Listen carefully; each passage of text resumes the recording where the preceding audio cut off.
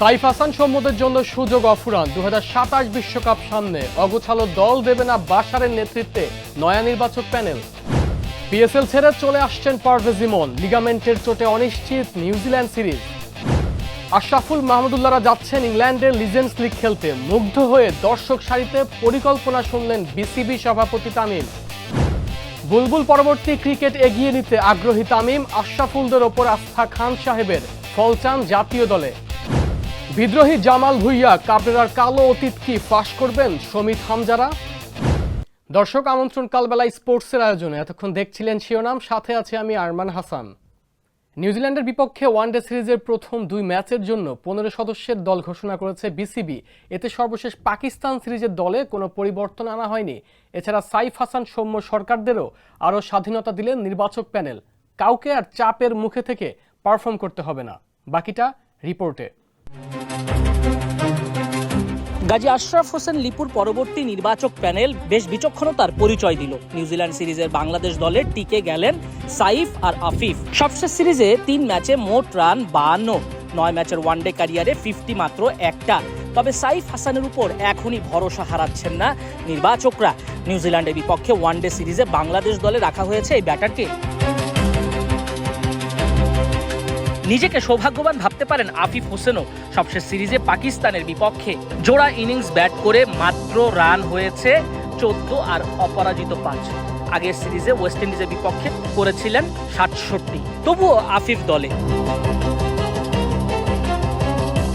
3 ম্যাচের সিরিজটায় প্রথম 2 ম্যাচের দল ঘোষণা হয় শনিবার। বাশারের নেতৃত্বাধীন নতুন নির্বাচক প্যানেল ব্যাখ্যা দিয়েছেন সব কিছুর। সঙ্গে ছিলেন 3 নির্বাচক, হাসিবুল হোসেন শান্ত, নাইম ইসলাম, নাদিফ চৌধুরীও। তো আমাদের কাছে মনে হচ্ছে যেটা আমরা পলিসি সেট করেছি, যদি যখন কেউ আসবে সে যেন অ্যাটলিস্ট আমরা তাকে পর্যাপ্ত সুযোগ দিতে পারি। এবং দেখুন, গত সিরিজে কিছু প্লেয়ার খেলেননি, আমরা আলাপ করেছি যারা খেলার সুযোগ পাননি। তো কাউকে সুযোগ না দিয়ে আমরা দল থেকে বাদ দেওয়ার পক্ষপাতিত্ব নেই। সো আমাদের কাছে মনে হচ্ছে যারা খেলেছেন তারা ভালো খেলেছেন এবং আমরা কন্টিনিউটিতে বিশ্বাস করতে চাই।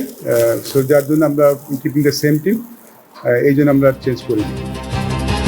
সবশেষ পাকিস্তানকে হারানো স্কোয়াডটাই অপরিবর্তিত রেখেছেন নির্বাচকরা। পিএসএল এ ব্যস্ত থাকা মুস্তাফিজুর রহমান, শরীফুল ইসলাম, নাহিদ রানা, রিশাদ হোসেন, তানজিদ তামিম ফিরে আসবেন এই সিরিজ খেলতে। আগের সিরিজের দল থেকে কোনো পরিবর্তন না আনার ব্যাখ্যাও দিয়েছেন প্রধান নির্বাচক। বিশ্বকাপের আগে মূলত কোনো বড় পরিবর্তন করতে চান না নির্বাচকরা। আগামী 6 মাস বা 1 বছরের মধ্যে যদি কাউকে দেখতেই হয় তাহলে তারা সেটা দেখে নেবেন। বাংলাদেশ দল এখন অগ্রাধিকার দিবে ম্যাচ জয়ে।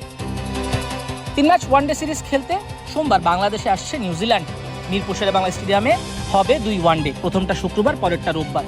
এরপর বাকিটা চট্টগ্রামে। সেখানে টি-20 সিরিজ গড়িয়ে শেষ হবে ঢাকায়। পিএসএল নিয়ে চোটে পড়লেন পারভেজ ইমন, অনিশ্চিত তার নিউজিল্যান্ড সিরিজ। এদিকে কিউইদের বিপক্ষে খেলার জন্য পিএসএল এর মাঝপথে ফিরতে হচ্ছে তানজিদ তামিম, মুস্তাফিজুর রহমান, নাহিদ রানা, রিশাদ হোসেন ও শরীফুল ইসলামকে। চোট নিয়ে ফিরছেন ইমনও। বাকিটা রিপোর্টে। নিজের প্রথম ফ্র্যাঞ্চাইজি লিগ খেলতে গিয়েই বাজিমাত করছিলেন টাইগার ওপেনার পারভেজ হোসেন ইমন। পিএসএলে ব্যাটটাকে চাবুক বানিয়ে বোলারদের শাসন করা ইমন ছিলেন উড়ন্ত ফর্মে।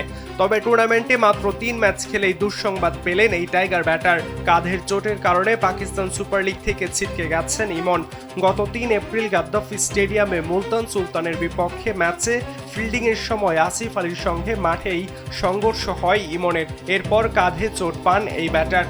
বাধ্য হয়েই চলে যেতে হয় মাঠের বাইরে। দ্রুতই করানো হয় এমআরআই স্ক্যান। এরপর রিপোর্টে জানা যায় লিগামেন্ট ছিঁড়ে গেছে ইমনের।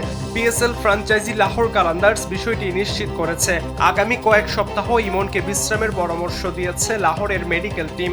লাহোরের হয়ে 3 ম্যাচে 161 স্ট্রাইক রেটে 71 রান করেছেন ইমন। সর্বোচ্চ 45 রানের ইনিংস খেলেছিলেন মুলতানের বিপক্ষে। ইমনের চোটে পড়া বড় ধাক্কা হতে পারে বাংলাদেশের জন্য। নিউজিল্যান্ডের বিপক্ষে টি-20 সিরিজে অনিশ্চিত হয়ে গেছেন এই টাইগার ওপেনার। মাহমুদুল্লাহ আশরাফুলদের পরিকল্পনা দর্শক সারিতে বসে শুনলেন Tamim. World champions of legends লিগে খেলতে যাচ্ছে Bangladesh. World championship of legend টুর্নামেন্টে বাংলাদেশ দল অংশ নিচ্ছে। ইংল্যান্ডে পাড়ি জমাবেন মাহমুদুল্লাহ আশরাফুলরা। সেই লক্ষ্যেই ঘটা করে আয়োজিত হলো সংবাদ সম্মেলন। সেখানেই হাজির হলেন মাহমুদুল্লাহদের দীর্ঘদিনের সতীর্থ তামিম ইকবাল। তবে সংবাদ সম্মেলনের প্রধান অতিথি হয়ে নয়, দর্শক সারিতে ছিলেন এদিন খান সাহেব। এখন সভাপতি হয়েছেন। আগের মতো ফাঁকা সময় নেই তামিম ইকবালের হাতে। তবুও মাহমুদুল্লাহ আশরাফুলরা এসেছেন, তাই তাদের সম্মানার্থেই সংবাদ সম্মেলনে এসে শ্রোতার ভূমিকায় বিসিবি সভাপতি। অনুষ্ঠানটা শুরু করে দিয়ে তামিম ইকবালের প্রস্থান। অংশ নিতে হবে বাংলাদেশে অবস্থিত যুক্তরাষ্ট্র দূতাবাস ও বাংলাদেশ স্পোর্টস জার্নালিস্ট অ্যাসোসিয়েশনের মধ্যে বৈশাখী ক্রিকেট ম্যাচ আয়োজনে।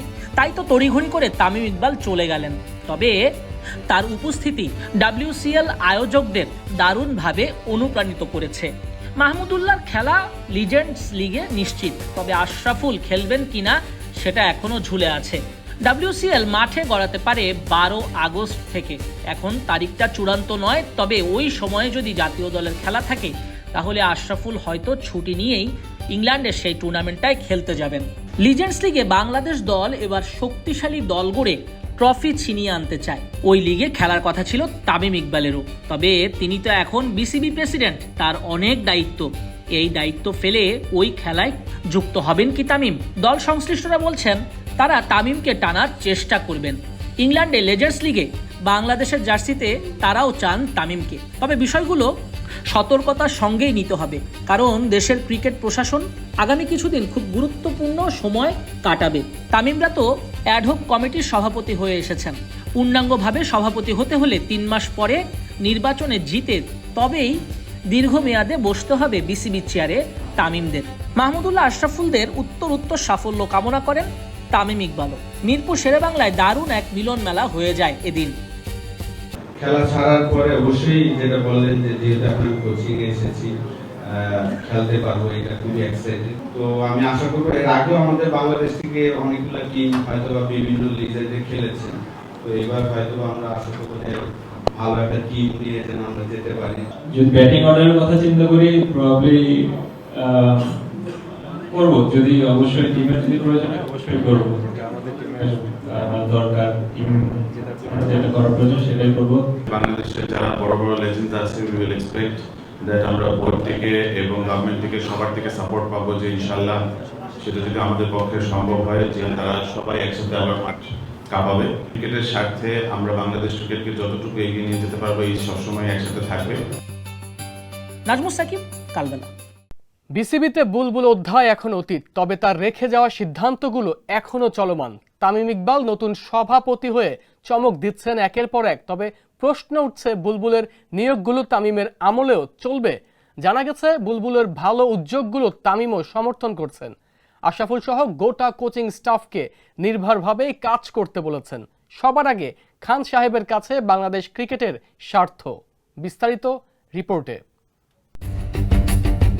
নতুন বিসিবি সভাপতি হিসেবে দায়িত্ব পালন করছেন তামিম ইকবাল খান। এখনো 1 সপ্তাহ হয়নি, তবে তামিমের উদ্যোগগুলো প্রশংসনীয়। ক্রিকেট মহলের সব জায়গায় শুরুতেই যতটুকু সম্ভব হাত দিয়েছেন তামিম ইকবাল খান।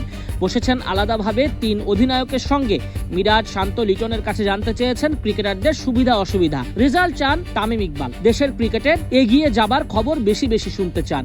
সিরিজে ফল চান। একই সঙ্গে কোচিং স্টাফদেরও অভয় দিয়েছেন। আমিনুল ইসলাম বুলবুলের সময়ে পেয়েছেন অনেকেই দায়িত্ব। এই যেমন মোহাম্মদ আশরাফুল, বাংলাদেশ জাতীয় দলের সাবেক অধিনায়ক, বাংলাদেশ ক্রিকেটের প্রথম সুপারস্টার।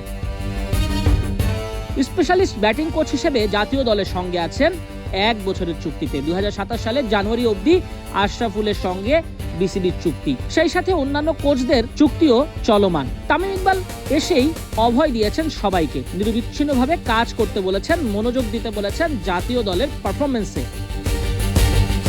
আমিনুল ইসলাম বুলবুলের যেসব ভালো সিদ্ধান্ত, সেই ভালো সিদ্ধান্তগুলোকে এগিয়ে নিতে তামিম ইকবাল কাজ করবেন। মোদ্দা কথা, দেশের ক্রিকেটের জন্য ভালো হয় এমন কাজই করতে চান এক সময়ের ড্যাশিং ওপেনার। মোহাম্মদ আশরাফুল জাতীয় দলের স্পেশালিস্ট ব্যাটিং কোচ হিসেবে দারুণভাবে দায়িত্ব সামলাচ্ছেন। 2025 সালের নভেম্বরে আয়ারল্যান্ড সিরিজ থেকে তিনি দায়িত্ব পান। আমিনুল ইসলাম বুলবুলের আগ্রহের কারণেই সহকারী কোচ মোহাম্মদ সালাউদ্দিন থাকা সত্ত্বেও আশরাফুলকে দায়িত্ব দেয় তৎকালীন বোর্ড। আশরাফুলও দারুণভাবে কাজ করছেন, নিজের অভিজ্ঞতাগুলো ভাগ করে দিচ্ছেন জাতীয় দলের ক্রিকেটারের সঙ্গে। মূলত আশরাফুল যোগ দেওয়ার পরই ব্যাটিং উন্নতি হয়েছে টাইগার ব্যাটারদের। দায়িত্বশীল ব্যাটিং করছেন, উইকেটে গিয়ে সময় নিয়ে সেট হয়ে তারপর লম্বা ইনিংস খেলতে পারছেন ক্রিকেটাররা। আর এটাই তো দেখতে চেয়েছিল বিসিবি। আশরাফুল জাতীয় দলের আগে ঘরোয়া ফ্র্যাঞ্চাইজি ক্রিকেটে নিয়মিত কোচের দায়িত্ব পালন করেছেন। তার অনেক সিদ্ধান্ত বেশ সফল হয়েছে। আর বাংলাদেশ ক্রিকেটের সুপারস্টার হিসেবে অ্যাশের সেই অভিজ্ঞতা বর্তমান প্রজন্ম পাবে না তা কি করে হয়। চতুর ব্যাটিং এর জন্য যে আশরাফুল ছিলেন ওস্তাদ। আপাতত 2027 জানুয়ারি পর্যন্ত কাজ চালিয়ে যাবেন আশরাফুল। ক্রিকেটের উন্নতির জন্য যদি আশরাফুলকে নিয়মিত করা প্রয়োজন তবে সেটাই করবে চলমান বোর্ডও। তামিম ইকবাল একটা কথাই বলেছেন সকলকে, তিনি সফলতা দেখতে চান। দেশের ক্রিকেটের উন্নতিটাই তার কাছে মুখ্য। আর সেই কথা মাফিকই বাংলাদেশ দল নির্ভার। আমিনুল ইসলাম বুলবুলের প্রস্থানে কেউই বিচলিত না এবং এটি খেলায়ও প্রভাব ফেলবে না। ক্রিকেটাররা মাঠের ক্রিকেটেই মনোযোগ দিচ্ছে। বিসিবিতে এত বড় রদবদল হয়েছে, সেগুলোতে কর্ণপাত করছেন না ক্রিকেটাররা। ক্রিকেটের ভালোর জন্য যারাই আসবেন তাদেরকেই সাধুবাদ জানাবে ক্রিকেট সংশ্লিষ্ট মানুষজন। নাজমুস সাকিব, কালবেলা। এবারে ফুটবল প্রসঙ্গ। বিদ্রোহী জামাল ভুঁইয়া কাবরেরার কালো অতীত ফাঁস করলেন রাগ ঢাক না রেখেই। জামালের সঙ্গে যে অবিচার হয়েছে প্রকাশ্যে তা বলে দিলেন বাংলাদেশ ক্যাপ্টেন। শঙ্কা উকি দিচ্ছে সমিত হামজারাও কি তবে কাবরেরা স্বেচ্ছাচারিতার বলি হয়েছেন? দলকে দিতে পারেননি ফলাফল কোচের ভুল সিদ্ধান্তে। বিস্তারিত রিপোর্টে। না, আমি পার্সোনালি আমি স্যাটিসফাইড না, এটা আমি অনেস্টলি বলি। আমি একদম স্যাটিসফাইড না। এশিয়া কোয়ালিফায়ার্স আমি একটাও চান্স পাই না। বিস্ফোরণটা হওয়ারই ছিল। কোচ হাবিয়ের কাবরেরা বিদায় নিতেই দেশের ফুটবলে যেন এক জীবন্ত আগ্নেয়গিরি ফেটে পড়ল। আর সেই আগ্নেয়গিরি থেকে তপ্ত লাভার মতো বেরিয়ে এলেন খোদ অধিনায়ক জামাল ভুঁইয়া। বিদায়ী কোচের মুখোশ খুলে রীতিমতো হাটে হাড়ি ভেঙেছেন এই তারকা ফুটবলার।